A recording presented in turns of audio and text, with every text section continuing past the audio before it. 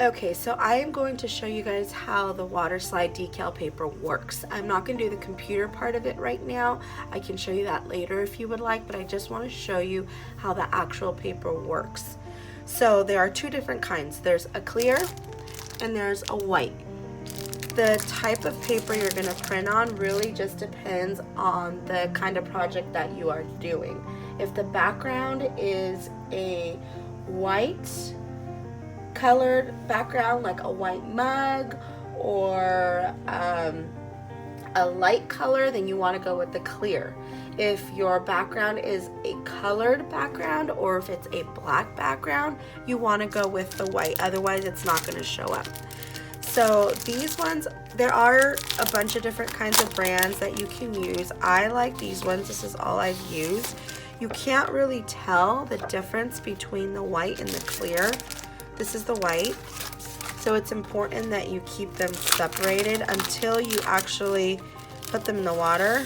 You're really not going to know because they look exactly the same.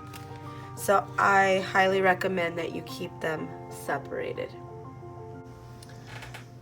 So there are really two ways that you can do this. One, you can upload your images to Design Space and do print and cut, or you can use Microsoft Word or a software like that and put all of your images on there, have it print, and you can cut them out the way you want.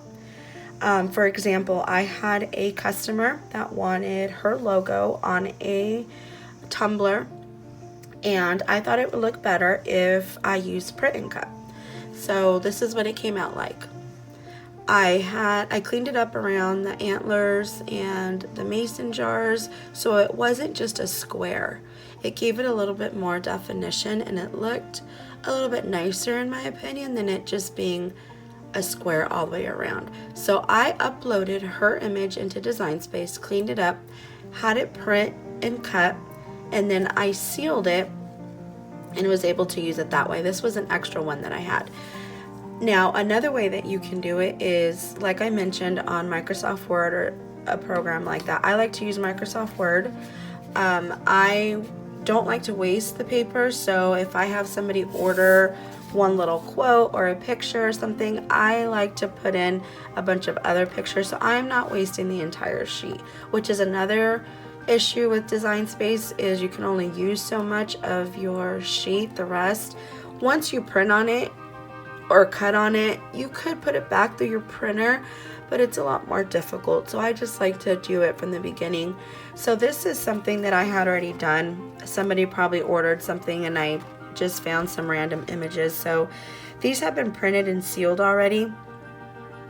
So what I would do is, just when I'm ready to use it, is I would just cut it out and place it on my wood or my mug or whatever it is that I'm gonna place it on. Now, if I had just printed this, what the next step would be is to seal your image. So I don't have the other spray that I normally use, but I do have this.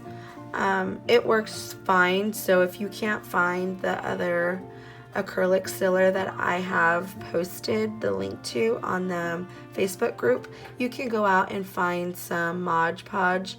It's the clear acrylic sealer. It works fine. I've never had any issues with it. So what I like to do is, whether it's one image that you're sealing or if you're going to do your entire page, I like to place it on the floor or on my desk. I normally don't like to spray this in the house because it does have a very strong odor. I usually like to do it outside or somewhere where I have a bigger space so it doesn't smell too bad, especially if the kids are home. But what I like to do is stay about, I'm not going to spray it because I've already sprayed this, it's already sealed, but I usually like to stay about 5 inches away, and I just like to spray a nice even spray. So if I was going to do this entire sheet, I would just spray. Don't be afraid, just spray. And you will do this. I like to spray once, maybe twice, wait about 3 to 5 seconds, do it again. I do this about a total of 4 to 5 times. Now, after you've sprayed it, if it starts to drip, it's okay. You don't want to overspray it, only because you don't want a big mess and you don't want it to ruin your photo. But if you do accidentally overspray and it starts to drip a little, it should be okay. I've never had a problem where it completely ruins my image. But after you've sprayed it, I like to just set it down and leave it and let it dry completely. That is the one thing that you need to make sure, is that you are letting it dry completely before you put it in the water. If you are on a time crunch and you can't wait the hour or the half hour, however long it's going to take for it to dry, one thing I have done is got my blow dryer. Get your blow dryer, put it on a very low setting, make sure it's on heat, and just evenly start drying your image or your page until it is completely dry. So once your image is completely dry, you are ready to go on to the next step. So this, if I was going to use this is already sealed, this is cut, this is ready to go. But let's just say you didn't want to use Design Space, you wanted to just use Word like I mentioned. What you're going to do is just cut around whatever image that you are going to use.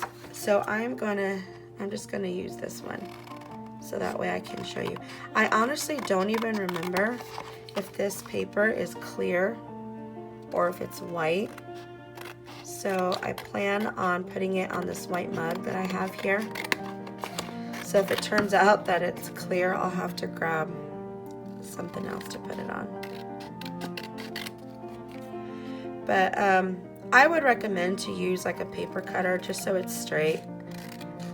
I'm using my scissors only because it's just an example, so you guys get an idea of how this works.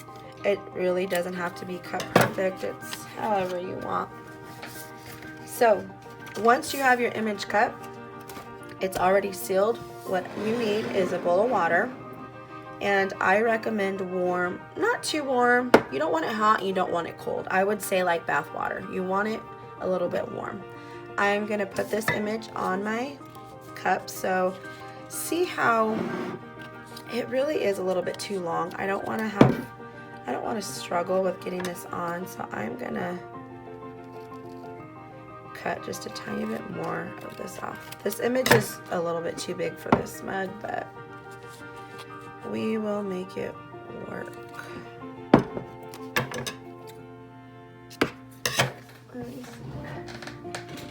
I actually have a cutter right here, so let me just use it so that way it's not super crooked.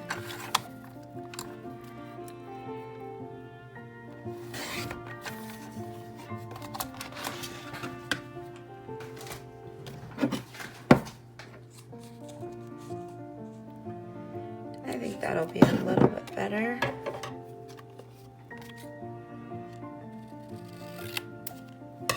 Like I said, it doesn't have to be perfect, but you do want it to be nice, so.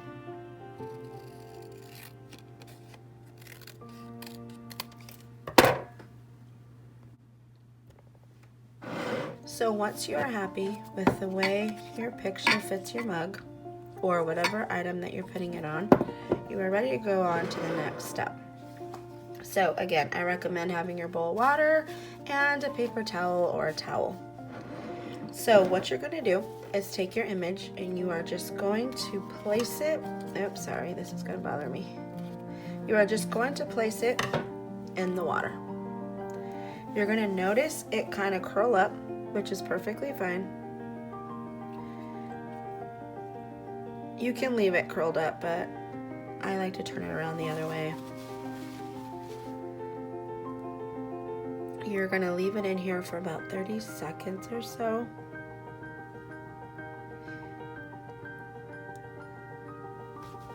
I just normally let it sit and then I'll go on and do something else. Or you can just wait. One way to test it is I normally, before pulling it, I mean you could pull it out, you'll start to see, I don't know if you can see that. Can you see how that is sliding right off the paper? That's exactly what you want. That's how you know it's ready. So if you are having to tug at this and it's not just sliding off, it's not ready. See how this is just completely coming off of the paper? It's not sticky. It is just sliding right off. So what I like to do, once this is ready, I like to have it a little bit moist. It's easier for me to work with. I will put that back. While it's still kind of wet, I will get my mug,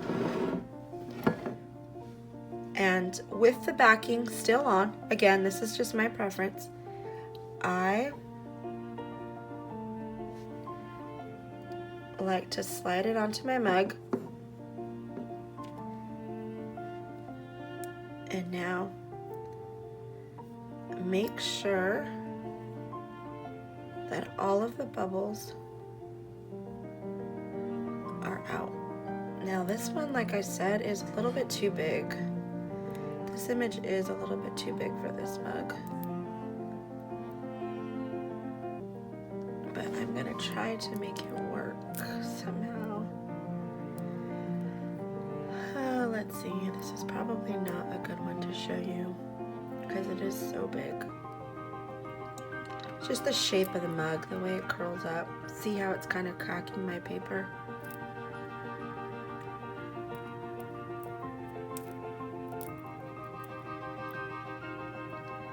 It is an old picture, so maybe it'll give it kind of a vintage look. But you do need to make sure that it's flat on your surface. You don't want any of those bubbles okay, so I am just gonna leave it like that. I got it flat. It's not perfect. Like I said, it's too big for this. What I like to do is get my paper towel and just dab it. I mean, it looks kind of cool. It gives it kind of that vintagey look. This is actually a picture of myself and my brother, my sister, and a couple of my cousins in front of my uncle's old 58 car that he actually still has, so it's kind of cool. But anyway, so now it's all dry.